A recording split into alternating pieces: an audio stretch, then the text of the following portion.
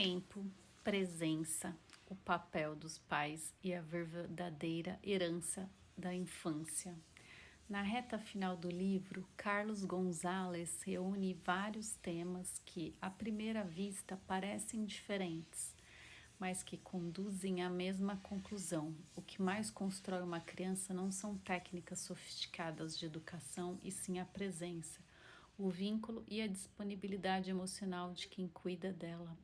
Depois de discutir o apego, o colo, o sono e a estimulação precoce, ele encerra o livro questionando algumas ideias muito difundidas na sociedade moderna.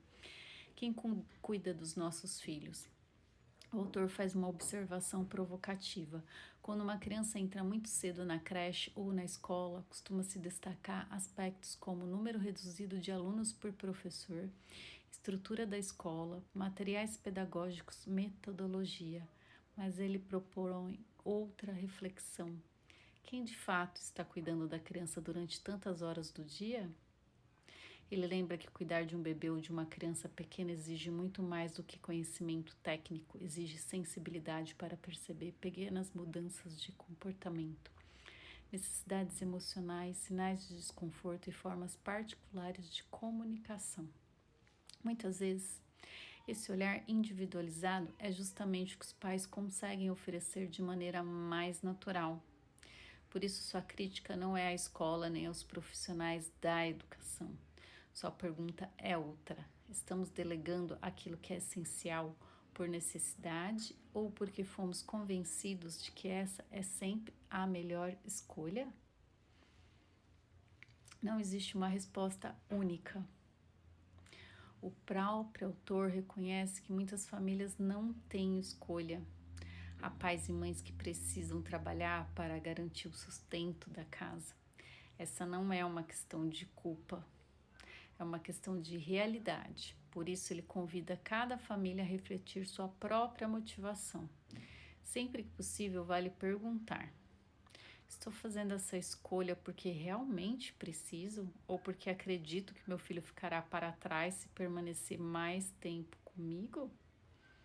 Essa diferença, ela muda completamente a forma de enxergar a criação dos filhos, o mito do tempo de qualidade. Um dos capítulos mais fortes do livro questiona uma frase que se tornou muito popular: o importante não é a quantidade de tempo, mas a qualidade. Carlos Gonzalez concorda apenas parcialmente. Claro que o tempo vivido com atenção, presença e afeto é muito mais valioso do que horas compartilhando o mesmo espaço sem conexão, mas ele afirma que isso não significa que a quantidade deixe de importar.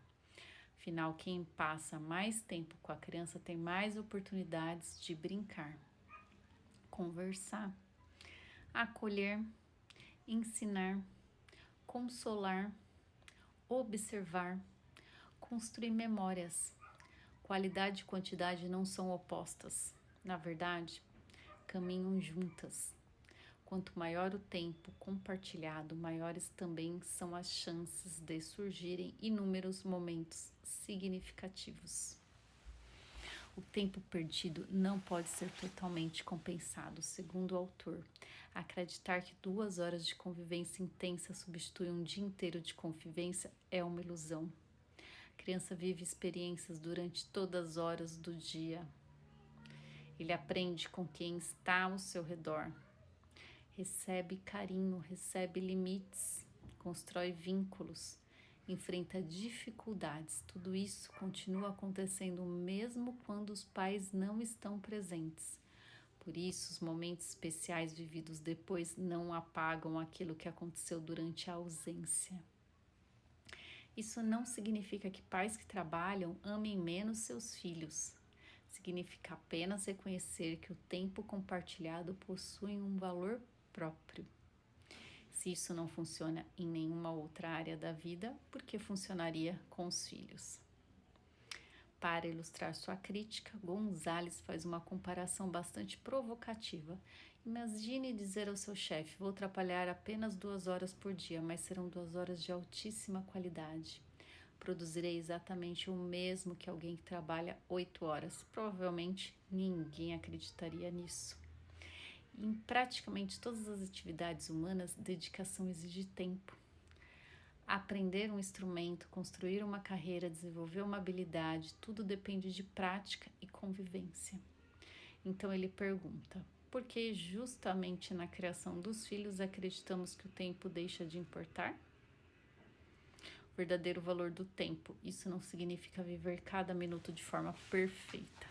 Pais também se cansam, erram, perdem a paciência, precisam descansar. Mas a convivência diária cria inúmeras pequenas oportunidades de conexão. E são esses momentos aparentemente comuns que fortalecem o vínculo. Uma refeição, uma conversa antes de dormir, um abraço depois de um choro, uma brincadeira inesperada. Uma infância construída muito mais por essa repetição cotidiana do que por grandes acontecimentos. A memória afetiva da infância. No epílogo, Carlos Gonzalez compartilha uma lembrança muito emocionante. Já com 12 anos, sua mãe pediu que ele se sentasse novamente em seu colo, como fazia quando era bebê. Ela o abraçou, cantou uma canção de ninar e naquele instante ele descreve ter sentido uma paz profunda, como se tivesse voltado à primeira infância. Essa experiência o levou a uma conclusão marcante. A maioria das pessoas não se lembra conscientemente dos primeiros anos de vida, mas isso não significa que esses anos desapareceram. Eles permanecem registrados na forma como nos sentimos seguros, amados e acolhidos. As primeiras experiências moldam nossa vida emocional, mesmo quando não conseguimos recordá-las em detalhes. O que realmente marca uma infância? O autor propõe uma reflexão muito bonita. Quando pensamos nos dias mais felizes da infância, normalmente lembramos de presentes, viagens ou brincadeiras. Mas olhando com atenção, quase sempre existe algo em comum. Por trás dessas lembranças havia pessoas, pais, mães, avós, irmãos, alguém que ofereceu presença, carinho e atenção. O objeto nunca foi o mais importante, o vínculo é que tornou aquele momento inesquecível. A pergunta que todo pai e toda mãe podem fazer ao olhar para os próprios filhos. Gonzalez sugere uma reflexão profunda. Vale perguntar quais momentos eles guardarão para sempre? Que palavras ficarão marcadas em sua memória? Que alegrias carregarão pela vida? E quais dores poderiam ser evitadas? Essas perguntas deslocam completamente o foco da educação. Mais importante do que criar experiências extraordinárias é construir uma relação segura e amorosa todos os dias.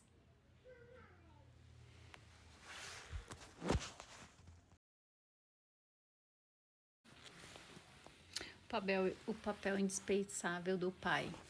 Nos últimos minutos da obra, o autor amplia uma reflexão para a figura paterna. Durante muito tempo, criou-se a ideia de que o pai ocupa um papel secundário na criação. Carlos Gonzalez rejeita essa visão. Para ele, a criança precisa da presença afetiva do pai tanto quanto precisa da mãe. Não porque ambos desempenham exatamente a mesma função, mas porque cada um oferece formas diferentes de cuidado, proteção e relacionamento. As experiências podem ser distintas, as brincadeiras podem ser diferentes, as formas de acolher também. Mas todas contribuem para o desenvolvimento emocional da criança. Por isso, a paternidade não deve ser entendida como ajuda à mãe. Ela é uma responsabilidade própria. Estar presente, brincar, cuidar, acolher e participar da rotina faz parte do papel do pai desde os primeiros anos de vida. A grande mensagem do livro, ao longo de toda a obra, Carlos Gonzalez retorna sempre ao mesmo princípio. A criança não precisa de pais perfeitos, ela precisa de adultos disponíveis. Adultos que respondam ao seu choro, que ofereçam colo, que respeitem seu ritmo, que estejam presentes, que construam segurança através da convivência diária. Mais do que ensinar técnicas de educação, o livro convida os pais a recuperarem a confiança na própria natureza humana. Durante milhares de anos, nossos filhos cresceram sustentados pelo vínculo, pela proximidade e pelo afeto. A ciência pode aperfeiçoar muitas práticas, mas não substitui aquilo que continua sendo a necessidade mais profunda da infância: sentir-se amado, protegido e pertencente. O livro termina deixando uma reflexão que resume toda a sua mensagem. A infância passa muito rápido, os brinquedos serão esquecidos, as roupas ficarão pequenas, os quartos mudarão, mas aquilo que uma criança sente ao ser acolhida, protegida e profundamente amada permanecerá por toda a vida. No fim, essa é a principal herança que os pais e mães podem deixar, não uma infância perfeita, mas uma infância vivida com presença, vínculo e amor. Isso é tão lindo.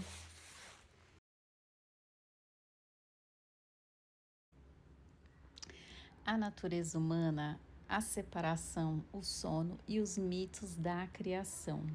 Na primeira parte do livro, Carlos Gonzalez estabelece sua principal premissa: as crianças são boas por natureza e precisam de carinho, respeito e proximidade. A partir daí, ele aprofunda uma pergunta importante. Se essa é a nossa natureza, por que tantas práticas modernas parecem caminhar na direção oposta? É justamente essa reflexão que conduz toda a segunda parte do livro. A seleção cultural. Quando aprendemos comportamentos que podem não ser bons. Depois de explicar a seleção natural, Gonzalez apresenta um conceito fundamental: a seleção cultural. Os animais transmitem principalmente comportamentos instintivos. Já os seres humanos aprendem comportamentos através da cultura. Esse é um enorme diferencial da nossa espécie. O problema é que nem tudo aquilo que aprendemos culturalmente melhora a nossa vida. Diferente da evolução biológica, uma ideia não precisa ser boa para se espalhar. Basta que muitas pessoas passem a reproduzi-la. Por isso, uma sociedade inteira pode acreditar que está fazendo o melhor para suas crianças e mesmo assim estar equivocada. Ele usa essa lógica para mostrar que muitas práticas consideradas normais hoje podem ser revistas no futuro, da mesma forma que já aconteceu com outras crenças da humanidade. Durante muito tempo, por exemplo, fumar era visto como algo comum e até elegante. Hoje sabemos dos prejuízos. E o mesmo pode acontecer com vários hábitos modernos relacionados à infância. A mensagem principal é simples: nem tudo o que é culturalmente aceito corresponde às reais necessidades da criança. Instinto e razão. Nosso maior desafio. O ser humano não vive apenas pelo instinto. Nossa razão nos permite criar novas formas de viver, educar e organizar a sociedade. Mas essa mesma capacidade pode nos afastar daquilo que nossa própria natureza indica como necessário. E ao longo do livro, Gonzalez procura justamente comparar aquilo que a biologia favoreceu durante milhões de anos com muitos costumes atuais. O que o choro revela sobre a natureza humana? Um dos exemplos mais interessantes envolve a separação entre mãe e filho. O autor propõe um experimento imaginário. Se um cientista descobrisse uma espécie desconhecida, bastaria afastar os filhotes da mãe. Se permanecessem tranquilos, provavelmente aquela espécie foi feita para permanecer separada. Se entrasse em desespero imediatamente, isso indicaria que a sobrevivência depende da proximidade. Então ele faz a pergunta: como reage um bebê humano quando a mãe se afasta?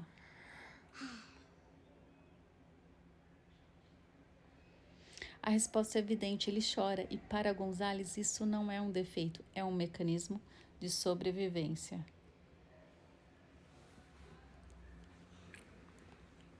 Durante milhares de anos, o bebê deixado sozinho estava vulnerável aos predadores. O choro aumentava suas chances de ser encontrado rapidamente pela mãe. Da mesma forma, a mãe também foi biologicamente preparada para responder ao choro. O vínculo funciona nos dois sentidos, por isso ele afirma: o choro só faz sentido porque existe um adulto naturalmente preparado para atendê-lo. O contato restaura a segurança. O outro ponto importante é que a separação provoca desconforto tanto na criança quanto na mãe. E quanto maior o tempo de separação, maior costuma ser o tempo necessário para restaurar essa sensação de segurança. E quem convive com crianças pequenas conhece facilmente esse comportamento. Depois de uma separação curta, bastam alguns segundos de colo. Depois de uma separação longa, normalmente a criança precisa de mais tempo de contato, acolhimento e presença até voltar a se sentir segura. Isso não representa manipulação. É simplesmente funcionamento natural do vínculo afetivo. Quando a criança parece piorar ao reencontrar a mãe, esse raciocínio ajuda a explicar uma situação muito comum. Muitas crianças passam o dia inteiro bem na escola, na creche ou com outro cuidador. Mas basta a mãe chegar para começarem a chorar, fazer birra, pedir colo, querer atenção exclusiva. Muitos interpretam isso como manha. Gonzalez interpreta de forma completamente diferente. Segundo ele, a criança passou o dia inteiro administrando a ausência da figura de apego. E quando finalmente reencontra quem lhe transmite segurança, ela relaxa e expressa tudo aquilo que vinha segurando. Isso é semelhante ao que alguns estudos chamam de colapso após a contenção. Depois de sustentar o autocontrole durante horas, a criança libera suas emoções justamente no ambiente onde se sente segura. Por isso, o fato dela não ter chorado durante toda a separação não significa que não tenha sofrido. Como o próprio autor resume, parar de chorar não significa parar de sofrer. Nossa natureza favorece a proximidade. A conclusão é clara: o ser humano foi biologicamente preparado para permanecer próximo de seus filhotes. Nosso corpo inteiro favorece essa proximidade. O bebê busca colo, a mãe sente necessidade de protegê-lo. O contato físico transmite segurança para ambos e essa necessidade não desaparece imediatamente após o nascimento. Ela continua presente durante toda a primeira infância. O sono também faz parte dessa lógica. Essa mesma necessidade de proximidade aparece durante a noite. Carlos Gonzalez faz uma pergunta simples: onde dormiam os bebês durante a maior parte da história da humanidade? Certamente não sozinhos. Durante milhares de anos, um bebê isolado teria poucas chances de sobrevivência. Por isso, tanto o desejo dos pais de manter o bebê próximo quanto a resistência da criança de dormir sozinha fazem parte de mecanismos naturais de proteção. E na visão do autor, sentir-se seguro durante o sono sempre esteve associado à presença dos cuidadores. A cama compartilhada é uma discussão que exige equilíbrio. Ao abordar esse tema, Gonzalez reconhece que existem riscos reais na cama compartilhada. Eles não devem ser ignorados.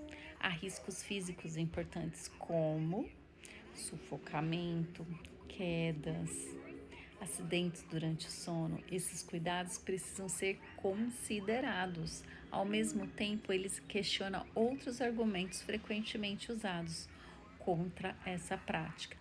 Por exemplo, a criança nunca aprenderá a dormir sozinha. Isso destruirá a intimidade do casal. Segundo o autor, essas consequências não são inevitáveis. O mais importante é compreender que a proximidade noturna atende a uma necessidade natural da criança. A forma como cada família administrará essa transição deve levar em conta tanto a segurança quanto a realidade de cada casa. Aqui, ó, estamos numa cama compartilhada, que ela fica no chão. Vamos falar da estimulação precoce, brincar ou fabricar um gênio. Outro tema bastante criticado pelo autor é a chamada estimulação precoce. Ele faz uma distinção importante. O problema não está em brincar, conversar, cantar ou interagir com a criança. Tudo isso faz parte do desenvolvimento saudável. problema surge quando o objetivo deixa de ser o vínculo e passa a ser a transformar a criança em um prodígio. Segundo Gonzalez, muitos pais acreditam que precisam aproveitar cada minuto da infância para aumentar a inteligência dos filhos com cursos, métodos, idiomas, atividades, estimulação constante.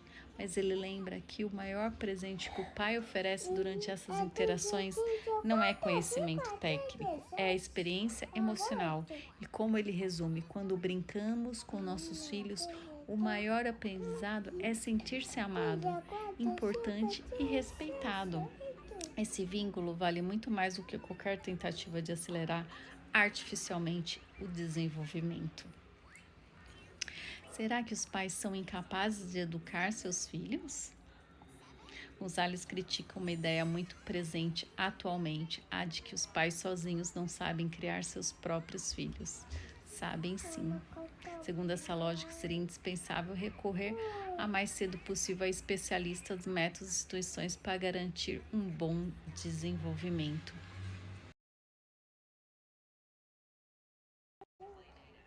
Então, segundo essa lógica, seria indispensável recorrer a mais cedo possível a especialistas, métodos e instituições para garantir um bom desenvolvimento. O autor discorda dessa visão, ele não afirma que a escola seja ruim, também não condena a creche. O que ele questiona é o medo constante de que a criança ficará para trás caso permaneça mais tempo com sua família. Ele lembra que, durante quase toda a história da humanidade, crianças cresceram cercadas por seus familiares sem a enorme quantidade de recursos disponíveis atualmente. Se a espécie humana chegou até aqui, é porque os pais sempre foram naturalmente capazes de oferecer aquilo que os filhos mais necessitavam nos primeiros anos de vida. Conclusão. Toda essa parte do livro reforça a mesma ideia. A natureza humana favorece a proximidade, o vínculo e a responsividade. Quando observamos o desenvolvimento infantil por essa perspectiva, práticas como oferecer colo, responder ao choro, dormir próximo do bebê e brincar livremente deixam de parecer excessos, passam a ser expressões naturais de uma relação construída sobre segurança e afeto. Para Carlos Gonzalez, educar não significa acelerar o desenvolvimento da criança, nem treiná-la para a independência precoce. Significa criar as condições para que ela amadureça no seu próprio tempo, sustentada por um vínculo forte com aqueles que cuidam dela.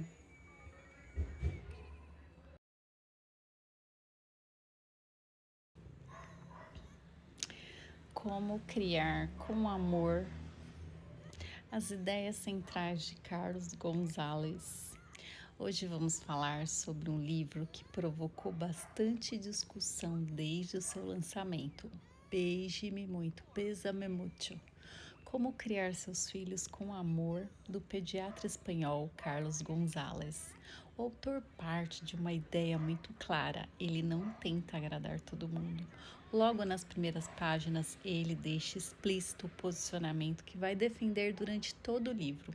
O ponto de partida é simples: as crianças são essencialmente boas, possuem necessidades afetivas reais e merecem ser tratadas com carinho, respeito e atenção. Essa premissa muda completamente a forma como enxergamos a criação dos filhos. O problema dos conselhos contraditórios de Carlos Gonzalez faz uma crítica aos livros tradicionais sobre criação de filhos. Segundo ele, muitos autores tentam ocupar um meio termo para não desagradar ninguém. São aqueles conselhos contraditórios como carregar o bebê no colo faz bem, mas não pegue quando ele chorar. O leite materno é maravilhoso, mas logo deixa de sustentar. Violência contra crianças é grave, mas um tapinha bem dado educa.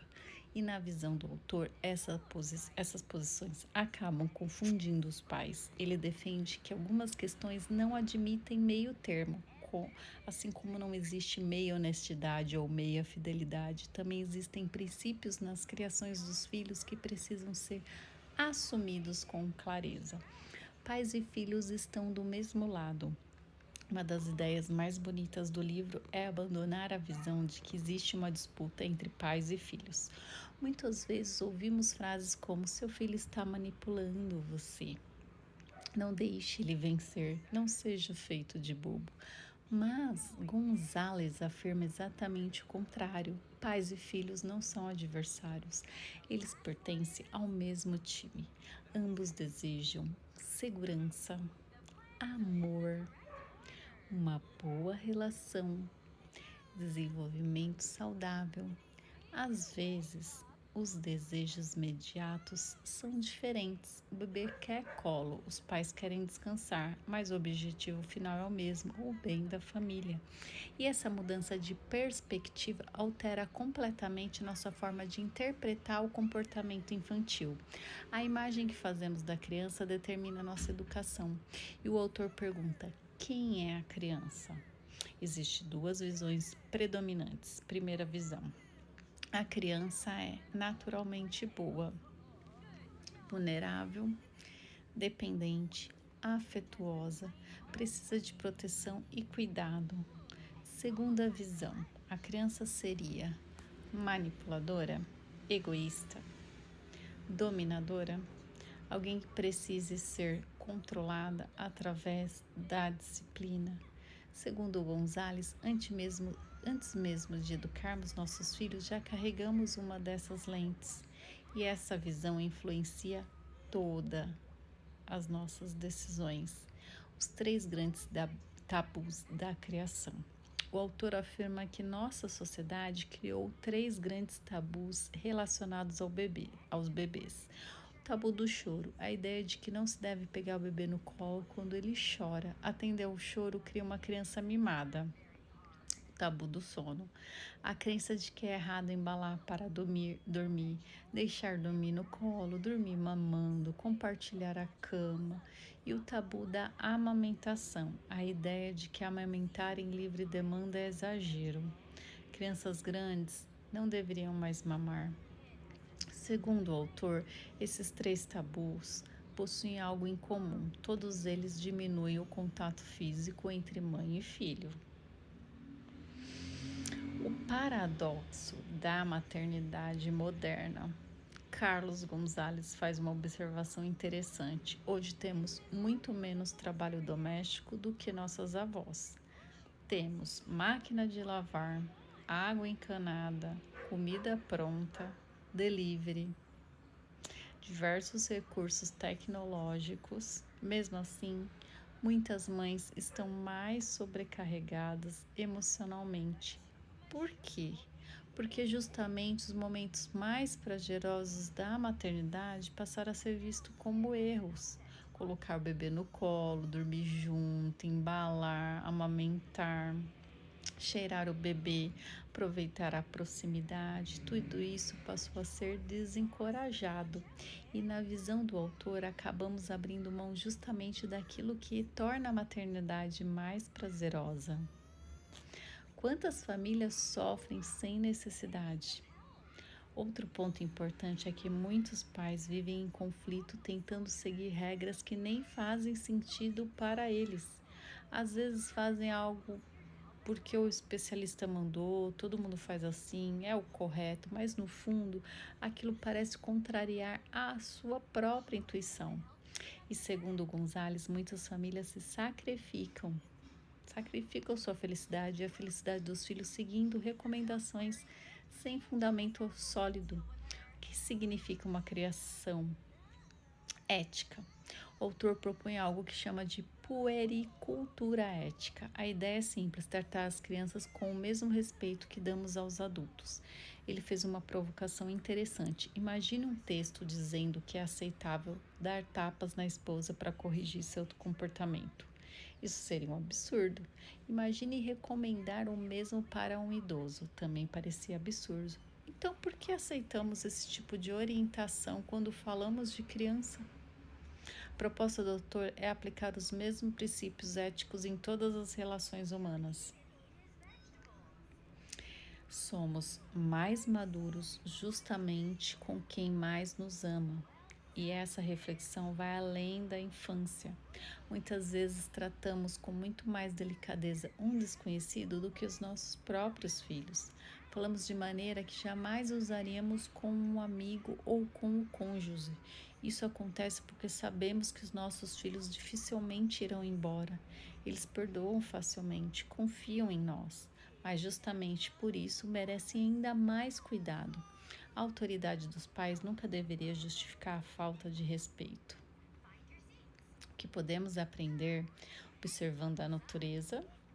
Na segunda parte do capítulo, Gonzales recorre à biologia evolutiva. Ele observa como os mamíferos cuidam dos seus filhotes. Ao longo de milhões de anos, sobreviveram justamente os comportamentos que aumentavam as chances de sobrevivência da espécie, ou seja, a forma como os animais cuidam dos seus filhotes não surgiu por acaso. No ser humano acontece algo semelhante. Temos tendências naturais para proteger, acolher, manter proximidade física, responder ao choro, fortalecer o vínculo. A diferença é que, além do instinto, também somos profundamente influenciados pela cultura. E muitas vezes essa cultura acaba entrando em conflito com aquilo que nossa própria natureza nos leva a fazer. Conclusão. A principal mensagem desta primeira parte do livro é que criar filhos não deveria ser uma luta entre pais e crianças. O autor propõe uma mudança de olhar. Em vez de enxergar o filho como alguém que precisa ser controlado, devemos enxergá-lo como uma pessoa que possui necessidades legítimas e que está aprendendo a viver. E quando entendemos isso, práticas como oferecer colo, responder ao choro, respeitar o ritmo da criança e cultivar o vínculo deixam de ser excesso de carinho e passam a ser exatamente aquilo que fortalece uma relação saudável entre pais e filhos. E essa é a base a qual Carlos Gonzales constrói toda a argumentação do restante do livro.